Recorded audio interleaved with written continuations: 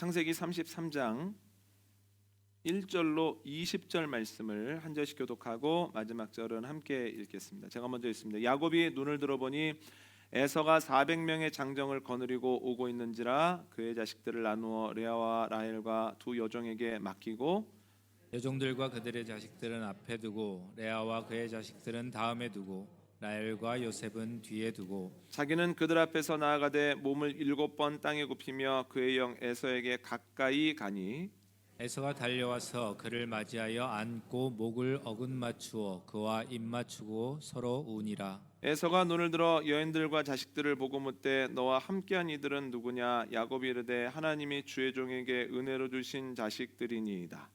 그때 여종들이 그의 자식들과 더불어 나와 절하고 레아도 그의 자식들과 더불어 나와 절하고 그 후에 요셉이 라헬과 더불어 나와 절하니 에서가 또 이르되 내가 만난 바 이 모든 때는 무슨 까닭이냐? 야곱이 이르되 내 주께 은혜를 입으려 함이니이다. 에서가 이르되 내 동생아 내게 있는 것이 족하니 내 소유는 내게 두라. 야곱이 이르되 그렇지 아니하니이다. 내가 형님의 눈앞에서 은혜를 입었사오면 청하건대 내 손에서 이 예물을 받으소서. 내가 형님의 얼굴을 배운즉 하나님의 얼굴을 본 것 같사오며 형님도 나를 기뻐하심이니이다. 하나님이 내게 은혜를 베푸셨고 또 내 소유도 족하오니 청하건대 내가 형님께 드리는 예물을 받으소서 하고 그에게 강권함에 받으니라. 에서가 이르되 우리가 떠나자. 내가 너와 동행하리라. 야곱이 그에게 이르되 내 주도 아시거니와 자식들은 연약하고 내게 있는 양떼와 소가 새끼를 데리고 있은즉 하루만 지나치게 몰면 모든 떼가 죽으리니 청하건대 내 주는 종보다 앞서 가소서. 나는 앞에 가는 가축과 자식들의 걸음대로 천천히 인도하여 세일로 가서 내 주께 나아가리다. 에서가 이르되 내가 내 종 몇 사람을 내게 머물게 하리라. 야곱이 이르되 어찌하여 그리하리이까? 나로 내 주께 은혜를 얻게 하소서 하매 이날에 에서는 세일로 돌아가고 야곱은 숫곳에 이르러 자기를 위하여 집을 짓고 그의 가축을 위하여 우릿간을 지었으므로 그 땅 이름을 숫곳이라 부르더라. 야곱이 밧단 아람에서부터 평안히 가나안 땅 세계 성읍에 이르러 그 성읍 앞에 장막을 치고 그가 장막을 친 밭을 세겜의 아버지 하몰의 아들들의 손에서 백크시타에 샀으며 거기에 제단을 쌓고 그 이름을 엘엘로히 이스라엘이라 불렀더라. 아멘. 오늘 본문은 야곱이 형 에서를 20년 만에 만나는 장면과 그 뒤에 일어난 일들에 대해서 기록을 하고 있습니다. 간단히 정리를 해 보도록 하겠습니다. 밤새도록 야복강가에서 씨름을 한 야곱이 강을 건너서 가족들과 합류를 합니다. 가족들을 이끌고 앞으로 나아가는데 저 멀리 장정 400명과 함께 오는 에서가 보입니다. 이에 야곱은 에서를 만날 준비를 합니다. 자신의 뒤에 여종들과 그의 자식들, 그 뒤에는 레아와 그의 자식들, 그리고 마지막으로는 라헬과 요셉을 위치시킵니다. 그리고 본인은 형에게 나아가는 가운데 7번이나 공손하게 땅에 몸을 굽힙니다. 이 모습을 보고 에서가 서둘러 달려와서 야곱을 끌어안습니다. 누가 먼저랄 것도 없이 부둥켜 안고 한참을 웁니다. 어느 정도 시간이 흘렀을 때 에서가 야곱 뒤에 있는 사람들을 보면서 묻습니다. 너와는 어찌 되는 사람들이냐? 그랬더니 하나님께서 자비로우셔서 이 못난 종에게 허락하신 자식들입니다. 그러자 서 있는 순서대로 나와서 에서에게 공손하게 몸을 굽힙니다. 그러자 또 에서가 묻습니다. 내가 오다가 만난 가축대는 웬 것이냐? 예, 제가 형에게 은혜를 입으려고 드리는 선물입니다. 그랬더니 에서가 이야기를 합니다. 아우야, 내 것도 충분하다. 네 것은 네가 가져라. 아닙니다. 저는 형님이 이것을 받아주셨으면 좋겠습니다. 옥신각신하다가 결국 에서가 그 선물을 받습니다. 에서가 마음이 얼마나 좋은지 야곱에게 제안을 합니다. 가서 우리 함께 살자. 내가 거하는 곳에 네가 있을 만한 곳 충분하다. 그랬더니 야곱이 거절을 합니다. 서둘러 오느라고 다 지쳐 있습니다. 조금 심하게 물면 애들이 좀 아플 것 같고 가축들도 어려울 것 같습니다. 그래? 그럼 여기 며칠 머무는 동안 너희를 지키고 그 뒤에 길을 인도할 수 있는 장정몇을 남겨두고 가마? 아닙니다. 또 완곡하게 거절을 합니다. 그래서 에서가 그의 사람들과 함께 세일로 돌아가거든요. 그런데 야곱은 시간이 어느 정도 흐른 뒤에 세일이 아니라 세겜으로 갑니다. 그래서 거기에 천막을 칩니다. 살다 보니 괜찮습니다. 그래서 거기에서 100크시타를 주고 은 100크시타를 주고 그 땅을 구입하고 그곳에서 삽니다. 아예 제단도 쌓습니다. 그 제단의 이름을 이스라엘의 하나님이라고 붙입니다. 여러분, 몇 주 전부터 말씀드리는 것처럼 에서는 야곱에게 버거운 문제고 오래된 문제입니다. 그래서 생각하면 늘 마음이 무겁죠. 하나님께서 고향으로 돌아가라고 말씀하셨을 때 마음이 참 힘든 겁니다. 그리고 보냈던 종들이 돌아와서 장정 400명과 함께 오고 있습니다 라는 이야기를 들었을 때도 굉장히 두려웠습니다. 그리고 실제로 하나님께서 너 바뀌었어, 옛날이랑은 다른 사람이야 라고 확증해 주셨음에도 불구하고 장정 400명과 함께 달려오는 에서의 모습을 직접 봤을 때는 이 마음에 굉장한 무서움이 있었다는 거예요. 그런데 이게 웬일입니까? 그 만남과 화해가 너무나 순조롭더라는 거예요. 에서와 야곱이 긴장감 속에서 만나서 야곱이 이야기를 하고 에서가 듣고 보니 일리가 있다, 내가 이제는 책임을 묻지 않겠다, 이렇게 해서 관계나 갈등이 풀려나간 것이 아니라는 거예요. 야곱이 온 정성을 다해서 몸을 굽히면서 에서에게 나아갈 때 에서가 갑자기 달려와서 야곱을 끌어안습니다. 그리고 둘이 한참을 부둥켜 안고 웁니다. 그랬더니 말 한마디 없이 20년 동안 해결되지 않았던 갈등이 눈 녹듯이 사라져버렸다라고 하는 거예요. 이에 야곱이 에서에게 가족을 소개하고 또한 선물을 주고 또한 에서가 자기와 함께 머물자면서 같이 가자고 하죠. 여러분, 이게 어떻게 된 일일까요? 어떻게 이렇게 순조롭게 풀렸을까요? 몇 주 전에 말씀드린 것처럼 하나님이 야곱에게 고향으로 돌아가라고 말씀하셨을 때는 이미 화해라고 하는 밑그림이 그려져 있는 겁니다. 아무런 대책 없이 나아가라, 돌아가라 하시지 않았다는 거예요. 또한 주님은 그 밑그림대로 그 모든 것을 이뤄내시기 위해서 야곱이 알지도 못하는 사이에 여러 가지 밑작업을 하심으로 하나님이 계획하셨던 모든 것을 이뤄내셨습니다. 그러므로 모든 것이 주님의 은혜죠. 여러분, 우리에게도 에서와 같이 버겁고 오래된 문제가 있습니다. 이건 어떻게 풀어야 될까? 이 문제는 풀릴까? 우리 관계가 회복이 될까? 그러나 주님을 바라보는 우리들에게 야곱에게 임했던 하나님의 은혜가 넘치게 되어지기를 원합니다. 이 문제가 이렇게 풀리는구나, 이렇게 순조롭게 풀릴 수도 있구나. 오래되고 버거운 문제가 기도에서 간증으로 변화되어지는 역사가 저와 여러분의 삶에 있기를 원합니다. 그런데 저는 오늘 말씀을 묵상하면서 에서의 화가 언제 풀렸을까 하는 것을 고민해 봤습니다. 자료를 찾아봤는데 학자들의 의견도 분분한 겁니다. 어떤 이는 이렇게 이야기를 합니다. 야곱과 떨어져 사는 그 20년 동안 에서의 화가 슬금슬금 다 풀렸다는 거예요. 아무것도 하지 않았는데. 그도 그럴 것이 야곱이 붉은 죽으로 형의 장자권을 사려고도 했고, 그리고 아버지를 속이고 그 장자의 기도를 가로채기는 했습니다만 그 행동이 에서의 삶에 그렇게 심각한 영향을 주지 않았다는 겁니다. 만약 에서가 고되고 모진 삶을 살았다면 그럴 때마다 어떤 말을 했겠습니까? 야곱이 내 복을 가로챘기 때문에, 장자권을 뺏었기 때문에 내가 이렇게 어렵게 사는 거야 하면서 원망을 했겠지만, 오늘 본문 9절을 보면 에서의 소유가 상당하다는 거예요. 야곱 이상이죠. 또한 400명의 장정을 거느릴 만큼 영향력이 있는 사람이 되었습니다.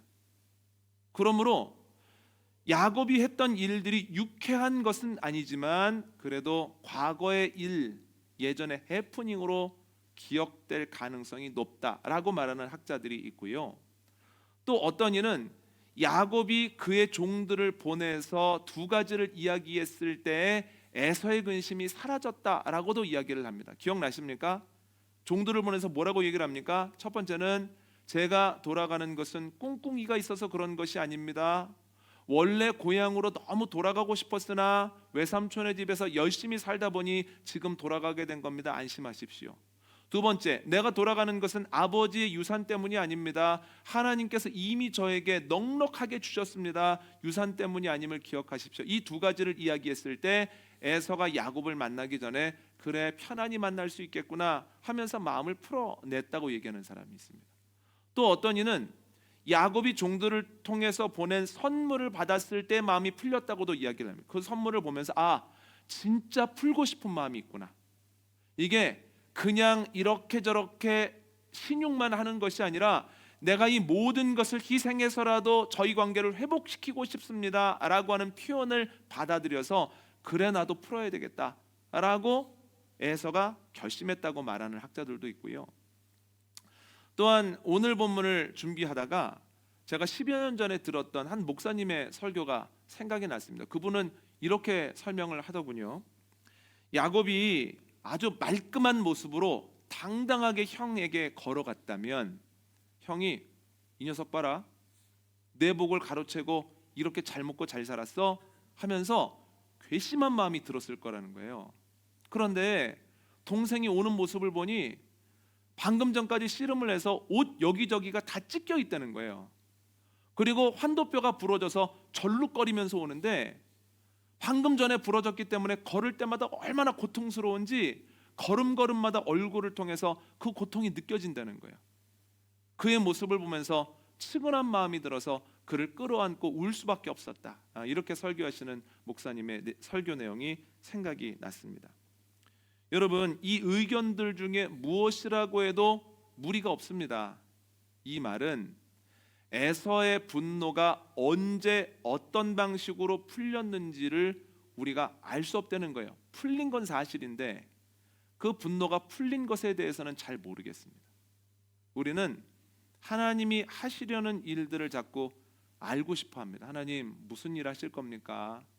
그런데 오늘 본문을 보면 하시려는 일들을 알 수 없을 뿐만 아니라 주님이 이미 하신 일들도 다 알 수 없는 것이 우리의 연약함이라는 거예요. 그만큼 하나님이 크십니다. 우리가 신앙생활하면서 하나님 이거 설명해 주셔야 됩니다. 이 일이 왜 나에게 일어나는지 알려주셔야 됩니다. 또한 더 나아가서 하나님 내가 원하시는 것 해주셔야 됩니다. 그래야 하나님입니다. 자꾸만 그래야 하나님을 주장하거든요. 그런데 성경을 보면 하나님이 하신 일들도 다 이해할 수 없다는, 하나님이 너무나 크고 놀라우시다라고 하는, 그래서 하나님이다라는 이야기가 반복적으로 나오죠. 한번 찾아볼까요? 출애굽기 16장 14절로 15절입니다.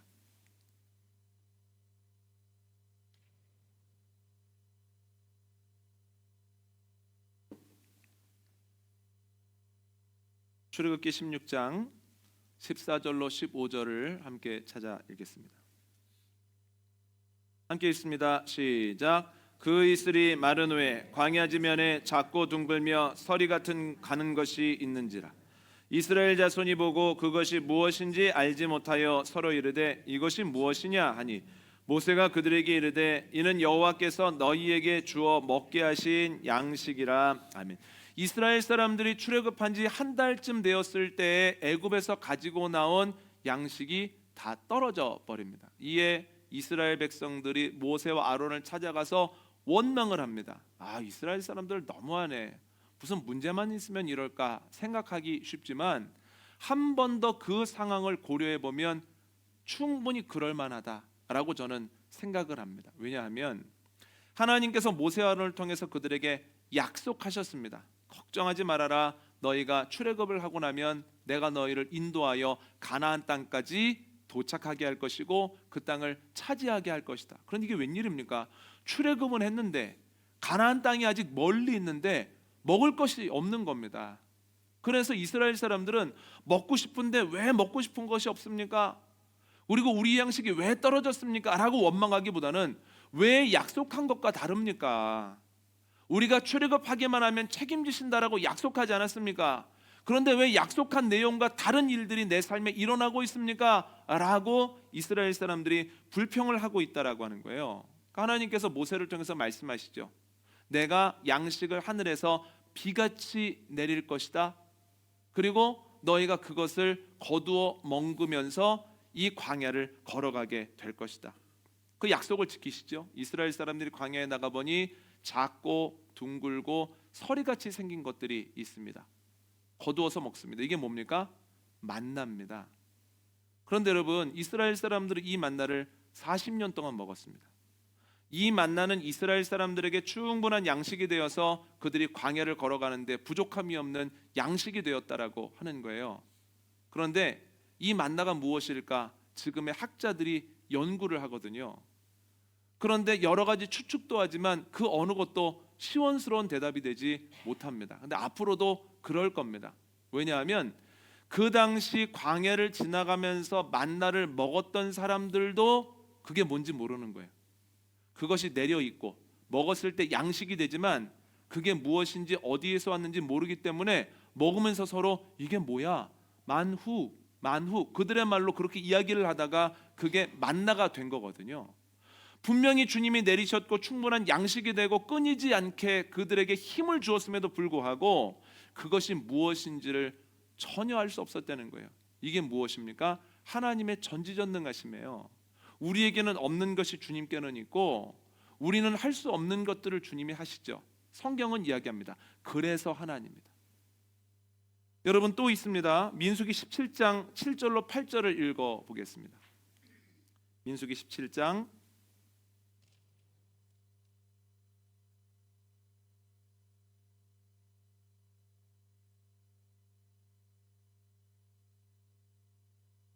7절로 8절입니다.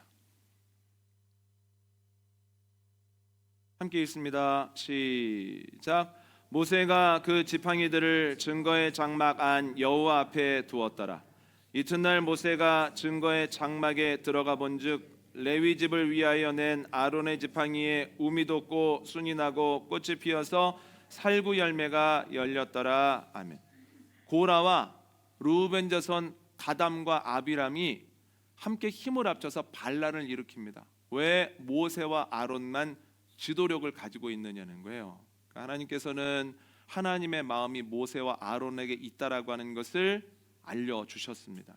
그럼에도 불구하고 이스라엘 사람들 중에 그래도 그건 잘못된 거야, 하나님이 세우시지 않은 것 같아, 이렇게 주장하는 사람들이 있었거든요. 그래서 하나님께서 이스라엘 사람들에게 내 마음이 어디 있는지 알려주시겠다고 각 지파 가문마다 지팡이 하나씩을 가지고 나오고 거기에다가 자기 이름을 쓰라고 하십니다. 그래서 그 지팡이 12개를 여호와의 법궤 앞에다가 놓습니다. 하나님의 말씀대로 그 다음날 아침에 가보니 다른 지팡이들은 그대로인데 아론의 이름이 써져 있는 지팡이에만 싹이 돋고 꽃이 피고 살구 열매가 열려 있습니다. 그래서 사람들이 그걸 보면서 하나님의 마음이 아론과 모세에게 있구나, 다 이해할 수는 없지만 우리가 받아들여야 되는구나 하면서 그들의 지도력이 다시 단단해지는 모습인데요. 여러분 이 장면이 참 신기합니다. 여러분 지팡이는 이미 뿌리에서부터 끊어진 지 오래되지 않았습니까? 이미 죽어 있는 물체인데 어떻게 거기에서 싹이 돋고 꽃이 피고 그리고 열매가 열릴 수 있겠습니까? 양보해서 그래 끊어진 지 얼마 안 돼서 생명 활동이 남아 있었나 봐라고 생각을 한다고 해도 어떻게 하룻밤 만에 그 일들이 일어날 수 있겠습니까? 조금 더 양보해서 그럴 수 있다고 하더라도 어떻게 12개 중에 아론의 이름이 써진 지팡이에만 그런 일들이 일어날 수 있겠습니까? 어떻게 이런 일이 일어날 수 있는지, 그 하룻밤 사이에 언제 싹이 돋고 꽃이 피고 살구 열매가 열렸는지 알 길이 없다는 거예요. 이게 무엇입니까? 하나님의 전지전능하심이에요. 하나님이 일을 하셨고 하나님이 일하신 것이 우리의 눈앞에 보임에도 불구하고 그것마저도 우리가 다 알 수 없습니다. 그래서 하나님입니다. 여러분 우리가 주님을 따르는 가운데 주님 다 알려주셔야 됩니다. 주님 제가 원하는 대로 해주셔야 됩니다. 그래야 하나님입니다 라고 고집을 부리는 것이 아니라 내가 다 알 수는 없지만 지금까지도 주님이 하셨고 지금도 일하고 계시고 앞으로도 일하시겠지. 그래서 하나님의 고백이 저와 여러분에게 넘치게 되어지기를 원합니다. 그래서 하나님의 고백을 가지고 우리가 어떻게 살면 좋을까요? 야곱을 보면 두 가지 삶을 살아야 되는데, 첫 번째는 두려움을 피하지 말고 순종해야 합니다. 라반과 그의 아들들의 눈치가 달라진 것을 보고 야곱이 하나님께 기도합니다. 그랬더니 하나님께서 고향으로 돌아가라는 거예요. 여러분, 똑같이 추석 명절을 맞이해도 어떤 사람에게는 쉼이고 어떤 사람에게는 일이고 어떤 사람에게는 짐입니다. 그러니까 그 사람의 지금 상황이나 관계적인 것을 고려했을 때 의미가 달라지거든요. 그러니까 고향으로 돌아가라고 하는 말은 어떤 이에게는 굉장한 쉼의 선언이고 또 어떤 이에게는 기다리고 있던 말이지만 야곱에게는 너무너무 두렵고 버거운 말씀이라는 거예요. 그 이유는 두 가지인데요. 첫 번째는 하나님의 말씀에 순종하기 위해서는 라반을 떠나야 되는데 라반의 셈법이 그동안 나눈 것처럼 상식적이지 않다는 겁니다. 야곱에게 아직 쓸모가 있다고 하는 것을 아는 라반이 야곱을 붙잡아두기 위해서 어떤 일을 벌일지 모른다는 거예요. 그래서 라반을 떠난다는 것 자체가 쉽지 않습니다. 두 번째는 에서를 만난다라고 하는 것이 결코 만만한 일이 아니라는 거예요. 야곱이 외삼촌 집에 여행을 왔다가 돌아가는 것이 아닙니다. 도망을 왔다가 돌아가는 겁니다. 그렇기 때문에 돌아가라고 하는 하나님의 말씀이 야곱에게는 너무너무 무겁게 느껴질 수밖에 없죠. 그러면 어떻게 행동하기가 쉽습니까? 어떻게든 핑계를 대고 도망가는 겁니다. 하나님, 제가 생각해 보니까 아직 준비가 안 된 것 같습니다. 제가 몇 년만 라반의 집에서 더 머물겠습니다 하던지, 아니면 라반을 떠나 돌아가다가도 400명이 함께 오고 있다라고 하는 그 소식을 들으면 다시 라반의 집으로 돌아가서 다시 그곳에서 살아가든지 아니면 다른 곳으로 도망갈 수도 있습니다. 그런데 여러분, 야곱은 그렇게 하지 않았다는 거예요. 순종합니다. 그랬을 때 어떻게 됩니까? 자신을 20년 동안 종처럼 부리던 라반을 떠날 수 있었죠. 그리고 20년 동안 자신을 괴롭히던 에서와의 갈등이 해결되었습니다. 그것도 너무나 순조롭게 말입니다. 어떻게 된 일입니까? 야곱이 구하기도 전에 하나님께서 라반의 꿈에 나타나셔서 야곱을 괴롭히지 마. 너 그동안 그를 통해서 취할 수 있는 이익 취할 만큼 취했어. 그를 건드리게 되면 내가 너를 가만히 안 둘 거야 말씀하심으로 라반이 그를 놔줄 수 있도록 하셨다는 거예요. 그리고 오늘 본문을 통해서 나누고 있는 것처럼 언제 어떻게 그러한 일이 가능했는지는 모르지만 에서의 마음이 싹 하고 풀어져 버렸다라고 하는 거예요. 여러분, 야곱이 두려움을 피하지 않고 순종하였을 때 그래서 하나님을 경험하게 하셨다는 거예요. 우리도 두려운 일을 만나면 피하고 싶습니다. 미루고 싶습니다. 그러나 주님께서 여러 가지 방법으로, 설교로, 읽는 말씀으로, 또한 여러 가지 찬송으로 우리에게 순종하라 말씀하시면 순종하는 저와 여러분 되시기를 원합니다. 순종할 때에 전능하신 하나님을 경험하게 되므로 그래서 하나님이시구나, 나에게는 없는 방법이 하나님께는 있으시구나 분명히 고백하게 될 것임을 믿습니다. 두 번째 살아가는 방법은 분위기에 취하지 말고 순종해야 된다는 거예요. 여러분, 갈등이 풀어지고 분위기가 너무 좋습니다. 이에 에서가 자신의 집으로 가서 살자고 하거든요. 그런데 야곱이 완곡하게 거절을 합니다. 지금 너무 서둘러 오는 바람에 다 지쳐 있습니다. 조금만 쉬다 가겠습니다. 그래? 그러면 그 쉬는 동안 내가 사람들을 남겨둘 테니 편안히 쉬고 그들의 인도를 받아와라. 그랬더니 아니요, 저희가 스스로 지키고 저희가 스스로 길 찾아갈 수 있습니다. 걱정하지 말고 돌아가십시오. 이렇게 이야기를 합니다. 그리고 에서가 돌아갔을 때 며칠 뒤에 세일이 아니라 세겜으로 갔다는 거예요.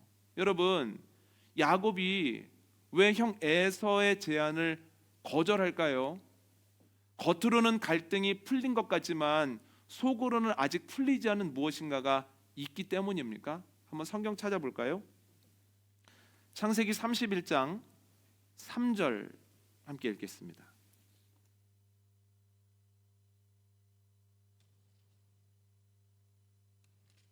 창세기 31장 3절 함께 읽습니다. 시작.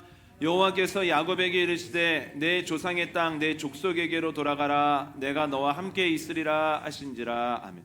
오늘 본문 14절 한번 읽어볼까요? 33장 14절 함께 읽습니다.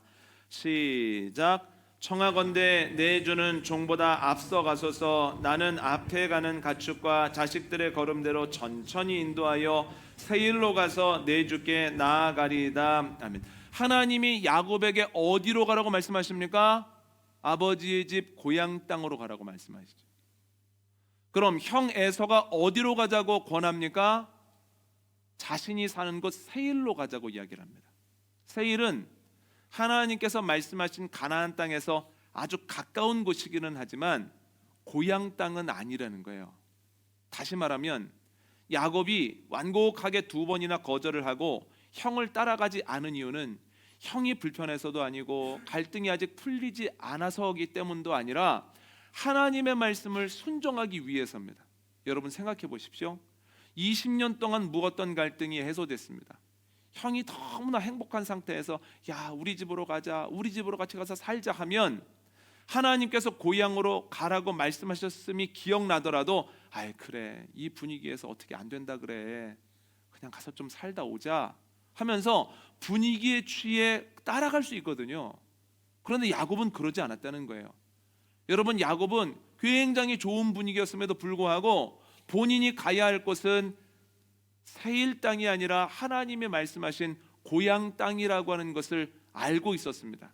그래서 좋은 분위기임에도 불구하고 아주 완곡하게 저는 이따가 가겠습니다, 저는 나중에 가겠습니다 하고서 주님이 말씀하신 고향 땅 세겜으로 나아갔다라고 하는 거죠. 여러분 우리는 참 분위기에 많이 좌우될 때가 많습니다. 우울하면 그 우울함에 취해 있을 때가 있고 또한 좋으면 모든 일이 다 잘 될 것 같기도 하고 교회도 그렇습니다. 여러 가지 사회적 분위기에 흔들릴 때가 많거든요. 그런데 주님께서 말씀하시는 건 뭐냐면 분위기에 흔들리지 말라는 거예요. 무엇을 보라고 하십니까? 사람을 보지 말고 하나님의 약속과 하나님의 명령을 보라고 하십니다. 하나님의 명령을 보면서 나아가면 주님께서 또 전능하심을 보여주심으로 역시 하나님이시구나, 그래서 하나님이시구나 라고 하는 놀라운 고백을 반복적으로 우리에게 허락하실 줄 믿습니다. 분위기에 취하지 말고 또한 환경에 여러 가지 제약을 받지 말고 오로지 주님 바라보고 오로지 주님 명령 따라 나아가는 저와 여러분, 여러분의 가정 생명문 교회 되어지시기를 원합니다. 오늘 말씀 정리합니다. 오늘 본문에서 야곱은 형 에서와 20년 만에 만나 극적으로 화해를 합니다. 그런데 놀랍게도 형의 마음이 다 풀려 있었습니다. 아무리 생각해도 언제 풀렸는지 어떻게 풀렸는지 알 길이 없습니다. 주님이 하신 일이죠. 이토록 주님이 하신 일들은 예측하지 못할 뿐만 아니라 주님이 하신 일들은 이미 보임에도 불구하고 다 알 수 없습니다. 너무나 크시죠. 우리는 이해할 수 없을 때 자꾸만 알려달라고 그래야 하나님을 기대하지만 하나님께서는 전지전능하십니다. 그래서 하나님이 반복적으로 성경에 나오죠. 우리는 다 알 수 없는 전지전능하신 하나님, 그래서 하나님을 붙들고 살아야 합니다. 2가지 삶의 모습이 가능합니다. 첫 번째는 두려움을 피하지 말고 순종해야 합니다. 두려움을 피하지 말고 순종했을 때 야곱은 전지전능하신 하나님을 만날 수 있었습니다. 우리도 마찬가지입니다. 두려움에 쫓기지 말고 주님 명령에 순종할 때 주님의 전지전능하심을 또 볼 수 있습니다. 2번째는 분위기에 취하지 말고 순종해야 합니다. 형이 세일로 가자고 했지만 야곱은 하나님의 명령대로 고향 땅으로 나아갑니다. 그랬을 때 거기에서 또 하나님의 보호하심과 하나님의 전능하심을 경험하게 되었습니다. 우리도 두려움 피하지 말고 분위기에 취하지 말고 주님의 명령 따라 주님의 약속 따라 움직이는 복된 삶을 살아가게 되기를 원합니다.